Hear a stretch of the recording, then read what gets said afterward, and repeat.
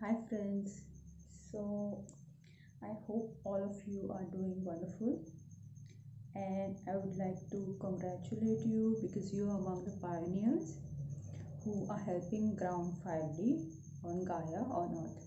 Okay, so congrats and thumbs up to all of you for that. So today's video will be based on a subscriber's request. She had a few questions, and some of which I'm going to answer now, some of which I might answer later. So let's just go and start, get into the video and start.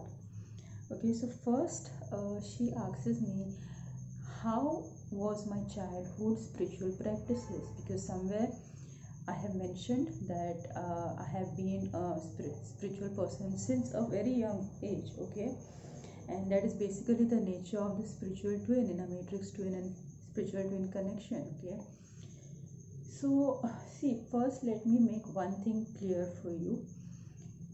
Twins and starseeds, they incarnate with an agenda, they incarnate with a purpose, they incarnate with a mission. Okay, and this is number one. After that we have all what can we say, material needs, life needs, or the social needs, everything that comes later.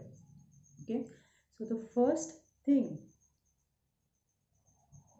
is your mission that you incarnate with. Okay, and the mission of twins, the mission of star seeds, was kind of like an experiment of taking on heavy karma of the collective, of the ancestry, and then clearing it, purging it, in the process remastering the ascension process. Okay, and then you could be teaching, and there are various methods of teaching. One is YouTube, the other is, you can do workshops, write books, and like coaching sessions, whatever that is suiting you. Okay, so basically the mission was to transmute the karmic timelines, okay, on this planet. Okay, to shift the morphogenic fields, and for that you cannot shift something until you get into it, until you get deep into it. Okay, so we have to get deep into the shit, take it all on, understand the process practically, hands on, and then transmute it. We had to be birth ourselves into the alchemist. Okay, and transmute it, and then shift the timelines, then collapse the karmic programs in the collective. Okay, through this medium that I'm doing, through various mediums. And even if you don't put yourself out there, you're still doing it, because energetically you're always being a twin, you are always being a starseed. You cannot not do your job. You're always doing a job, always doing your job that you came here for. And if you don't do your job, oh my god, it's going to get really really bad for you. It's going to get really really bad for you. Okay, let's get back to the point. So in my childhood I remember having an obsession for spiritual power. Okay, and yes, I had an obsession for spiritual power, because even as a child I knew that it is a form of power. I had this feeling that we are kind of trapped in this system. Okay, uh, so I just wanted out, and I could see the people around me were not, to me it was not living natural lives. There was a lot of pretense that people were living through, and a lot of pain that people were living through. So I was trying to find a way out, because I always felt like an adult, even as a child who is supposed to have the right advice to give to somebody. So as a child I was that way. And if you ask me my spiritual practices, I'm coming to that. I was teaching in the church. I used to be Catholic, and then in 2011 I changed my religion. Okay, and I became, like, I didn't formally transform into a Hindu. I didn't go through the ceremonies, but I just left Catholic religion and I made my choice that I'm going to be a Hindu. Okay, so and my I am a devotee of Lord Shiva also. So, and who is a twin flame. Even Radha Krishna are twin flames. These gods are twin flames. So yeah, I changed my religion. And in my childhood, when I was a Catholic, I used to teach in the uh, church, which was like basic morality. Like Catholic religion has some of the teachings of Christ and a lot of basic morality. It's just human crafted rules, I should say. There is very little metaphysics. There's very little spirituality. It's more like a devotion. It's more like a devotional path. So I was teaching in the church, and by the time I was like 13 years old, I had like read the Bible and knew about it, all of that. So I was done with Catholic religion, and it did not satisfy me. It just did not satisfy me. I just was thirsty for more, and that thirst has still not gone away. I remember, as thirsty as I'm now, I was as a child. But right now, of course, I've come to the third eye level.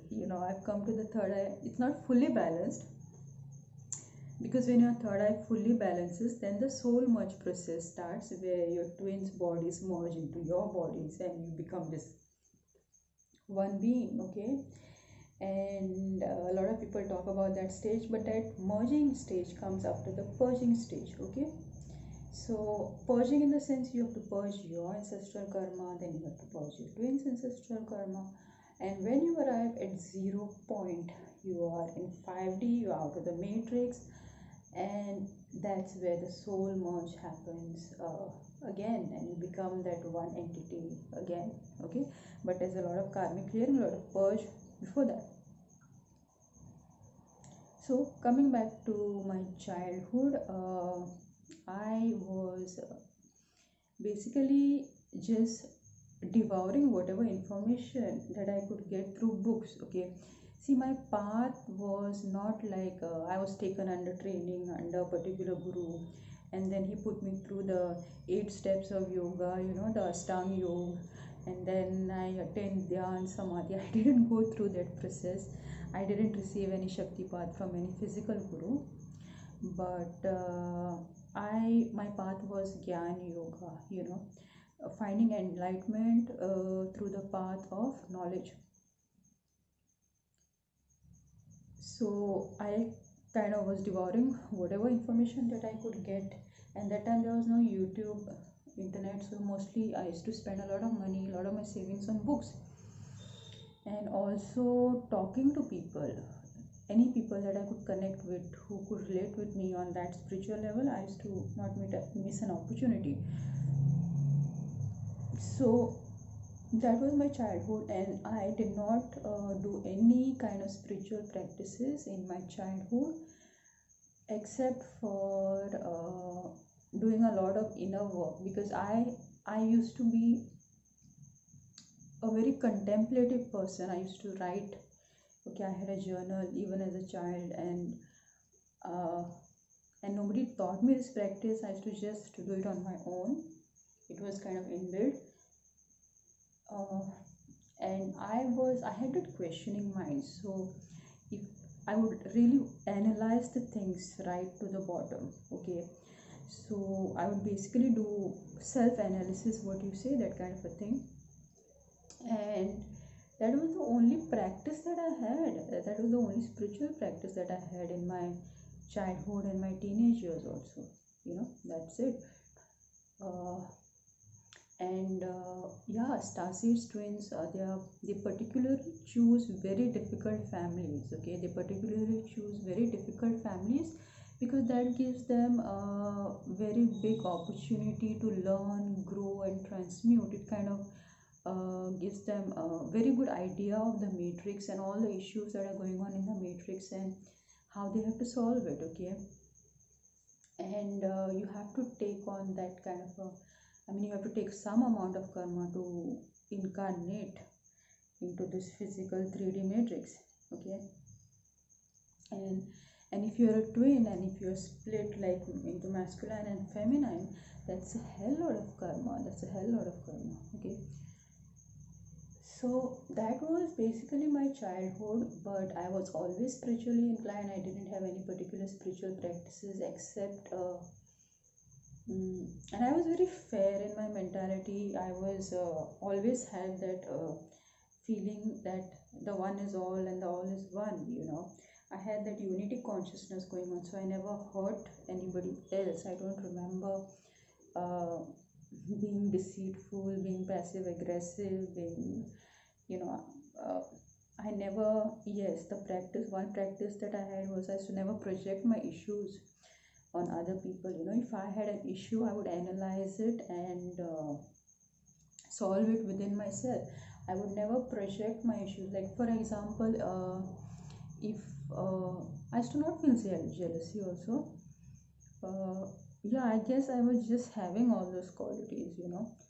So that was my childhood, and I will get to the next question now. What practices can one do to raise Kundalini and activate your Markaba? Okay. So first, let me talk about Markaba. See, in my case, it just happened. Okay, as the subscriber says, does it just happen? I'm a star seed. I'm a twin flame. So if you're a star seed or twin who's continuously doing their work, you have built a very strong relationship with your higher self. And at one point, your higher self will activate you. As in, it's just like a guru giving you Diksha and activating your Kundalini. Okay, it's giving you Shaktipat. Okay, Diksha is different. I'm sorry. Diksha is different. Shaktipat is different. It's just like guru giving you Shaktipat. Okay, and gurus are very choosy whom they give Shaktipat. Okay, and if you find any guru who is easily giving Shaktipat, there has to be something wrong there. You know, nobody gives Shaktipat that easily. And even after Shaktipat is given, you have to do rigorous work behind it. Okay, because after the Kundalini awakens and you don't do your work, then all the karma gets manifested in your physical reality. So you have to be committed to it, otherwise you will get roasted. So yes, Markaba. So my Markaba just got activated just like that because my higher self activated me. Okay, and not only did my Markaba get activated, but 6 months after that, my monad self also got activated because my skin started changing. Okay, my skin started changing because right now when I go out into the sun, my skin sparkles. It's your skin turns crystalline. Your skin turns crystalline after you activate the monad self, and that is a sign that you are not going to reincarnate in the 3D matrix again. So what are you doing here? You are completing the process of ascending to 5D, and then you will be staying here, but your reality will be 5D. Okay,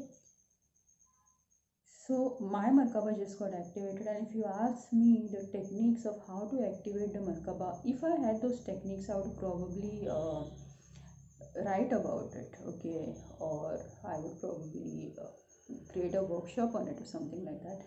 But currently, I'm not having those techniques because with me, it just happened.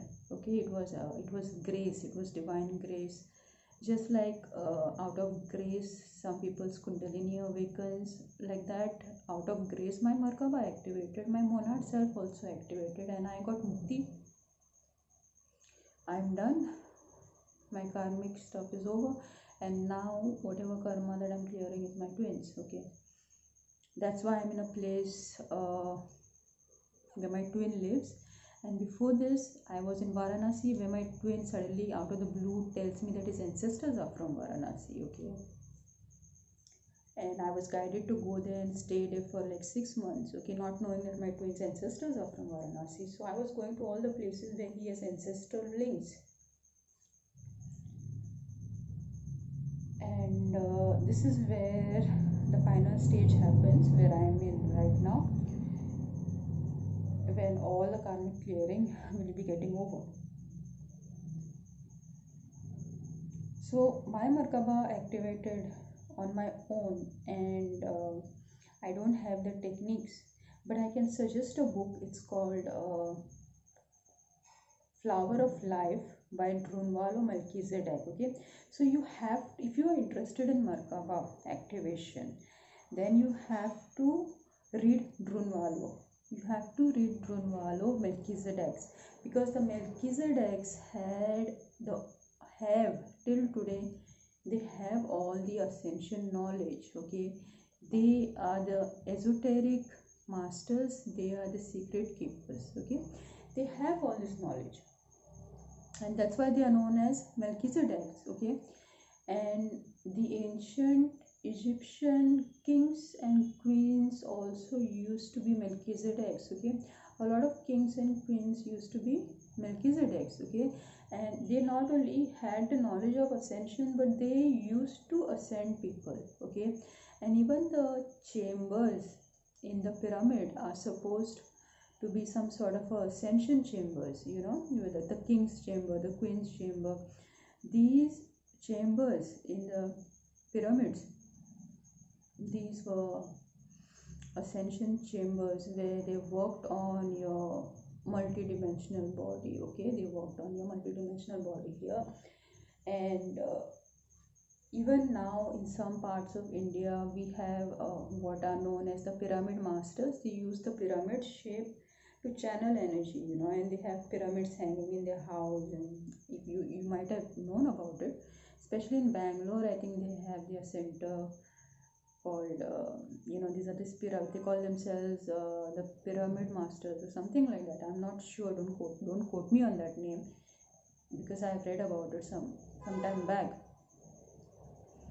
So check out the books of Drunvalo Melchizedek, and yeah, that is one route to understanding the Merkaba. Okay, now a lot of people talk about Merkaba exercises and meditations. Let me tell you one thing, the visualization process that you do, that gives an instruction for your soul, for your mind, that you want to activate the Merkaba, and it's a very good instruction. But it is not the real Merkaba activation. Okay, because once the Merkaba really activates, it's a permanent, it is irreversible. It forms around you. Okay, and your 12 chakra system completely activate, and you can literally feel all your chakras, including the earth star chakra. And the earth star chakra feels like a ship. It feels like you are on a ship. You don't feel solid ground. You really feel the multi-dimensional body. Okay, so you feel the higher heart chakra, the crown chakra, everything, and it's amazing when you are in that state, okay, of activation. So Merkaba is you'll get all the information, mostly what you are looking for. And by the way, let me tell you, this is secret information. You'll not find this information very easily. And people who claim to teach, first of all, they are very few. Okay, and secondly, they are not real. They're just giving you the tools and techniques to do this, do that, but they are not able to activate your Merkaba. It's something that you have to do finally. It's something that your soul chooses to do finally. Okay, so but I can tell you one thing, if you want to activate your Merkaba, you have to first complete the Kundalini ascension journey, and you have to start by balancing each and every chakra. And when all the chakras are balanced, finally the third eye gets balanced, and then last crown chakra gets balanced. And after the crown chakra gets balanced, then Kundalini activates the 12 chakra system. Okay, so first you have to achieve till here, achieve till the third eye. You have to do the balancing, clearing, and achieve till the third eye. From here Kundalini will take over. Okay, because it's a crown chakra is your soul. Okay, it's also called the divine masculine. That's why when third eye merges with crown chakra, that's when the divine masculine actually awakens. Okay, because the crown chakra is your soul, it's the divine masculine. It's the merged divine masculine and feminine. Crown chakra, when it spins, it is actually in a state of union, like the left brain, right brain is united. Okay, then in that moment it spins. So you have to first complete the Kundalini ascension journey. And let me also share here that Sadhguru also talks about many other chakras. Okay, besides the 7 chakras, I think they teach you to work with the 7 chakras, because the 7 chakras are a lot to work with. The 7 chakras are a lot to work with. Okay, so I think they teach you about the 7 chakras over there, and I'm not sure if they teach you about the higher chakras. I'm not aware of them. But he was talking, he mentioned the higher chakras. He was mentioning some 104 chakras or something like that. So it obviously must be including the 12 chakra system. Okay, although he does not talk about the Merkaba specifically, at least I have not heard him talk about the Merkaba. Okay, so you start with that process, Kundalini chakra balancing process. Okay, now how to activate the Kundalini? Okay, there are 2 ways to activate the Kundalini. You have to have a guru. You have to find a good guru, and it's not an easy task. And thereafter, getting the guru to activate your Shakti, give you a Shakti path, that is even more of a difficult task, because you have to be what is called a Supatra. Supatra means someone who is deserving of that Guru's grace. Okay, and some people also say that your 2 lower chakras have to be balanced, like your root chakra has to be, and sacral has to be balanced, or at least your root has to be balanced. So those people who have major root chakra imbalances, usually the Guru doesn't take them. Okay, because they are very narcissistic. And they're narcissistic to such an extent that they can't stand in the presence of a Guru without trying to kill that Guru. Okay, and I've met a lot of such people. Okay, because root chakra is like the lower realms. Okay, the hells basically. So if you are standing in front of this enlightened person, guess what will happen? Your stuff is going to come up, and you're going to feel highly uncomfortable, and you're going to try to do what you always do because you feel a lack of energy. So you're going to try to drain the person who's standing in front of you. Okay, whether it's a guru or whether it's your own child, you will not care, because at that time, remember, you are at the root chakra level where your root chakra has blockages. So that's really bad. Really, not to judge, but just telling you the situation. Okay, so you need to find a guru who will activate your Kundalini. That's the first thing. Or you could do your own spiritual practices, because nowadays there are books, there are courses also. You could sign up for a course. There are a lot of people who are teaching that Kundalini activation, how to activate and raise your Kundalini. You could sign up for that course. Basically what it is it's clearing and balancing your chakras. So after you do a lot of inner work, at a certain point the Kundalini activates. In my case, my Kundalini didn't activate when I met my twin. My Kundalini activated in 2008 or something, 8 or 10, I'm not sure. So my Kundalini activated at a very young age, and when I met my twin, what happened is my Merkaba activated. Within a few months of meeting my twin, I was in a stage of doing intense inner work naturally, without going for any courses and all. So my Merkaba activated. Okay, when I met my twin, my Merkaba activated. My Kundalini activated before that. So you can either keep doing your inner work, okay, or you could find a good guru, or you could take courses. And a lot of people are not comfortable with the guru student relationship. Okay, So since they're not comfortable with that kind of a traditional setting, they tend to go for courses, okay? Because in a course, depends on your teacher, there is more freedom, I should say, and there is more friendship also, I would say, a sense of respect for each other. You could also have that in a guru disciple relationship, but again, it all depends on your karmas, what kind of guru you're going to find. If you have really bad karma with Jupiter, then you're probably going to find 50 gurus who are going to drain your energy before you find the right guru, okay? So that's why people just give up on this, and they start judging the whole spiritual communities because they have bad karma with the planet Jupiter guru, and then they just become a match to fake gurus, okay? So yeah, that's how you, there are the two ways, these are the two ways to raise kundalini, and of course I spoke about Merkaba activation, okay? Then my subscriber also asked two personal questions. She asks me, does your twin understand your feelings for him, okay, your love for him, okay?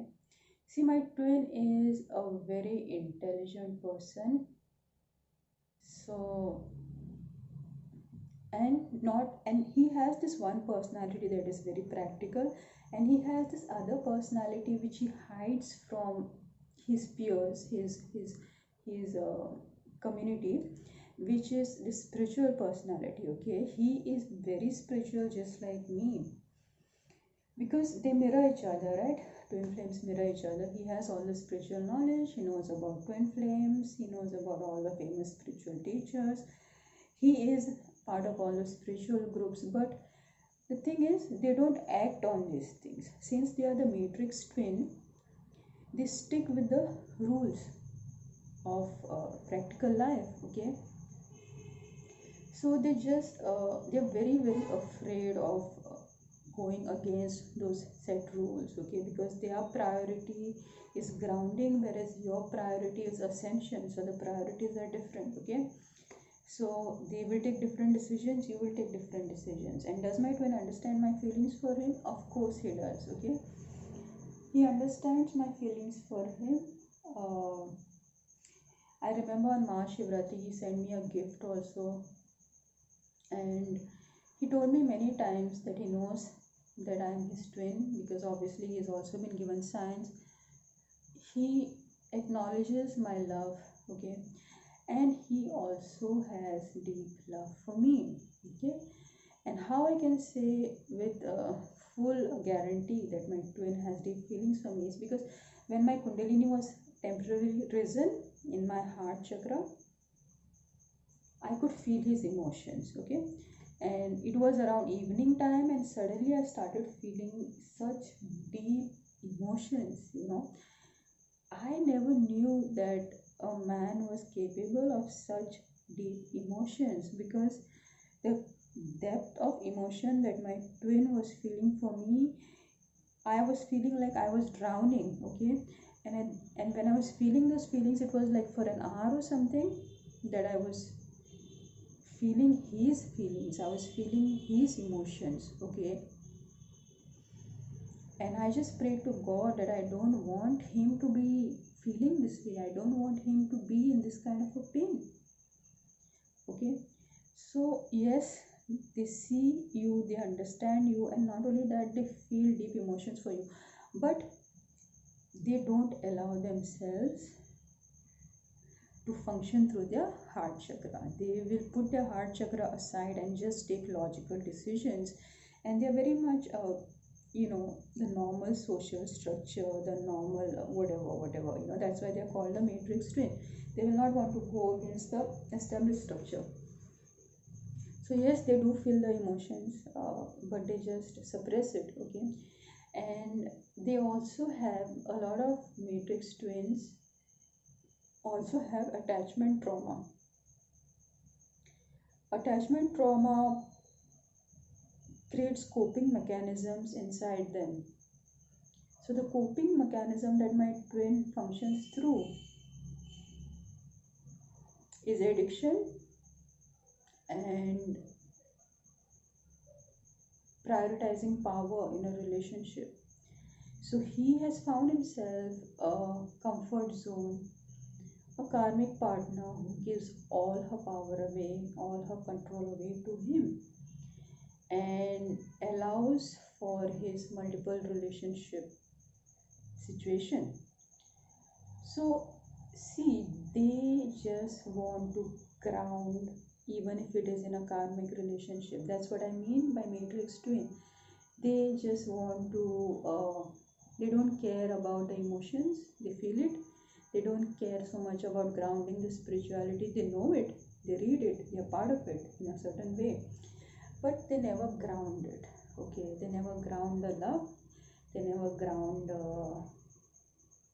spirituality. Okay, so he is in a comfort zone. He has chosen to be in that kind of a relationship where he has all the power. Okay, and his wife doesn't have much power. Okay,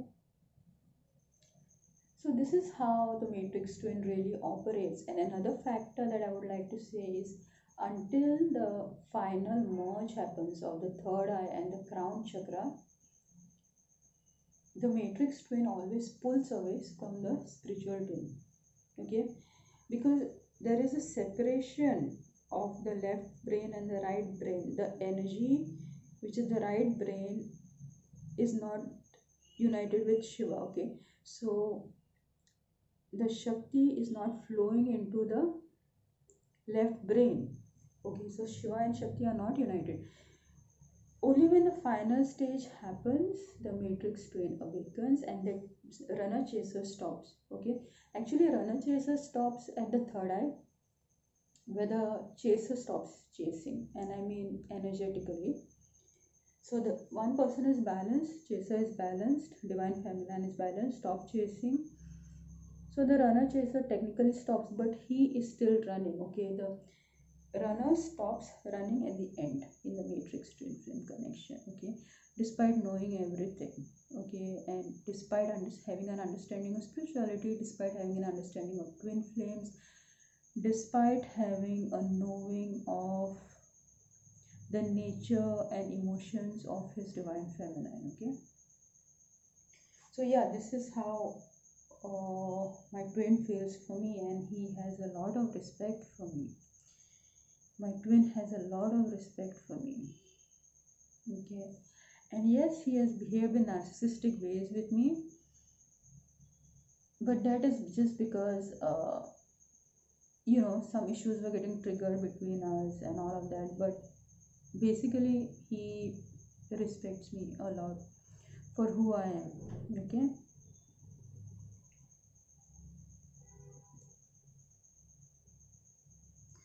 and the most important thing about twin flames is it is about the merge, it is about the soul merge. It doesn't have to manifest as a physical relationship. It doesn't have to manifest as a physical marriage. Okay, this is my truth. Okay, the most important thing is the merge, which is the twin flame mission of pulling in the 5D timelines. Okay, that is the most important thing. And you could be in a physical marriage with your twin, or you could be single, or you could be with a soulmate partner, but you can't be with a karmic, because you have to you can never ground in karmic relationships, because you have a mission of pulling in 5D. So you have to have a healthy relationship, and that is only a soulmate. Okay, that is only a soulmate, because you are teachers and you have to lead by example. Okay, and the universe and your guides, they don't allow you to eat a piece of cake in peace if you are in a karmic relationship, believe me. Okay, so that's how it is. Okay, the mission is the most important thing. And after twins are balanced, they really don't feel the physical need to be each other, the physical need to get married to each other. They don't feel it. Okay, They will marry soulmates or just continue in their karmic relationship, and maybe it improves. I don't know how it will go on for him, I'm not sure. But I know he will awaken at the final stage when I balance my third eye and my crown chakra. So that is what it is. Okay, so I hope I have clarified and given answers to your questions. And if you like this video, please give it a like, share it, subscribe to my channel. You can donate to my channel, you can book a portrait commission with me, you can also book a session with me. Okay, so I will see you again next time, and I would like to congratulate all of you, for you are the pioneers of grounding 5D on Mother Earth. Okay, and as twins, we don't have a choice about it. As starseeds, we don't have a choice about it. And for most of those who are spiritually awakened, they can't go back. Okay, so keep moving forward, because this is real. We are creating a new earth. So I'm signing off for now. Bye for now, and cheers to the new earth. Bye.